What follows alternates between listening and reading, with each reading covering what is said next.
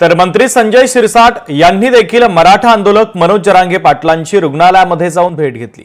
प्रमाणपत्र देण्यास वेग आल्याचं शिरसाटांनी स्पष्ट केलं। तर सर्व समाजामध्ये चांगली भावना असून आंदोलनाला यश मिळालं, लोक आनंदी असल्याचं शिरसाटांनी सांगितलेलं आहे।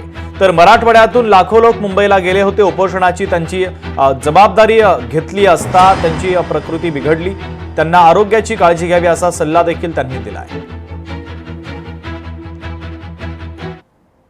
उपोषणाची जी जबाबदारी स्वतःवर घेतली जरांगे पाटलांनी, त्यामुळे त्यांची तब्येत सुद्धा थोडीशी ढासळली होती। आज माझ्या मतदारसंघामध्ये ते उपचारासाठी आलेत। त्यांना मी एक सल्ला दिला की थोडासा आराम करा, परंतु एकदा जनसामान्याला भेटायचं जे काही मिशन असतं त्यामुळे ते प्रत्येकाला आता भेटतात, कुणाला टाळत नाहीत। मग तब्येतीचं ठीक आहे, पाहू म्हणून ते प्रत्येकाला भेटतायत। मी त्यांना आज भेटीला आलो होतो। काही सूचना त्यांनी केल्या होत्या की जात पडताळणी समितीकडून लवकर व्हॅलिडिटी सर्टिफिकेट दिल्या जात नाहीत। निश्चितच मी सर्व डिपार्टमेंटच्या आमच्या अधिकाऱ्यांना सूचना दिलेल्या आहेत। या कामामध्ये जर कोणी कुचराई केली तर निश्चित त्याच्यावर कारवाई केली जाईल। लोकशाही मराठी ऐका, पहा, जागरूक रहा।